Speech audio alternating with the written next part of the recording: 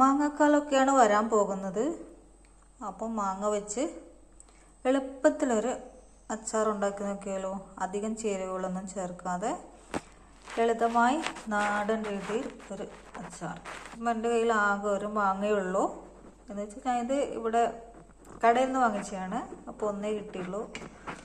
പിന്നെ ഇപ്പം ഞാൻ എടുത്തിട്ടുള്ളത് വെളുത്തുള്ളി ചതച്ചത്, പിന്നെ ഒരു പച്ചമുളക്, ഒരു കഷ്ണം ഇഞ്ചി, ഒരു കറിവേപ്പില, ഇത്രയാണ് ഇപ്പോൾ എടുത്തിട്ടുള്ളത്.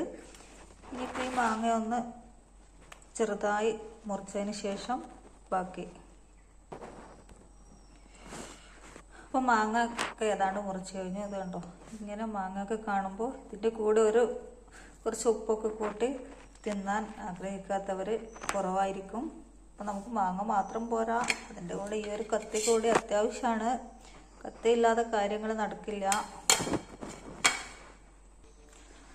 അപ്പോൾ ഇതാ മാങ്ങ ഒക്കെ മുറിച്ച് റെഡി ആയി കഴിഞ്ഞു. ഇനിയിപ്പോൾ ഇതിൽ കറിവേപ്പില മാത്രമേ ബാക്കിയുള്ളൂ. ഇനിയിപ്പോൾ ചെറിയൊരു പണി ഇനി അടുപ്പിൽ. ഇപ്പോൾ കടുകിട്ട് പൊട്ടിയതിലേക്ക് കുറച്ച് നല്ല കാശ്മീരി മുളക് പൊടിയാണ് ചേർക്കേണ്ടത്.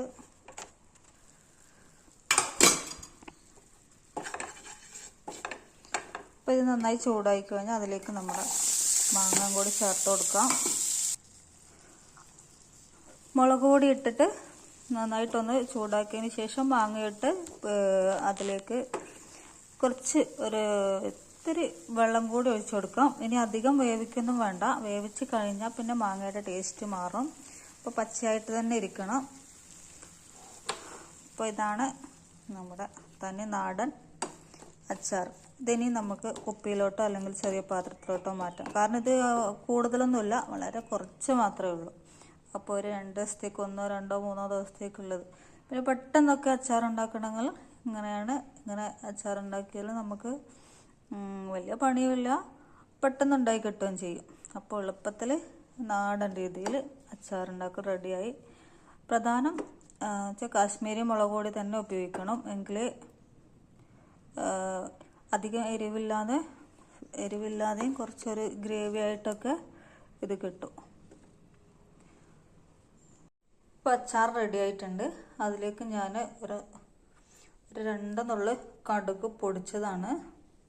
പൊടിച്ചത് കൂടി ആഡ് ചെയ്ത് കൊടുക്കുന്നുണ്ട്. അപ്പോൾ വേറൊന്നുമല്ല, കടുകിൻ്റെ ടേസ്റ്റും പിന്നെ കടുക് ഇട്ട് കഴിഞ്ഞാൽ മാങ്ങ നല്ല ക്രിസ്പി ആയിട്ട് നിൽക്കും. നമുക്ക് കടിക്കുമ്പോൾ കടിച്ചതുപോലെ തന്നെ ഇരിക്കും. ചീഞ്ഞതുപോലെ ഉണ്ടാവില്ല കുറച്ച് ദിവസം കഴിഞ്ഞാൽ. ഇപ്പോൾ കുറച്ച് ദിവസത്തേക്കൊന്നുമില്ല, എങ്കിലും നല്ല ടേസ്റ്റ് ഉണ്ടെന്നാണ് എൻ്റെ വിശ്വാസം. പിന്നെ അത്യാവശ്യമാണെങ്കിൽ വിനാഗിരി വേണമെന്നുള്ളവർ കുറച്ച് ഒരു സ്പൂൺ വിനാഗിരി കൂടി വേണമെങ്കിൽ ആഡ് ചെയ്യാം, ഇല്ലെങ്കിൽ വേണ്ട. അപ്പോൾ നമ്മുടെ സ്പൈസി ആയിട്ടുള്ള അച്ചാർ റെഡിയായി.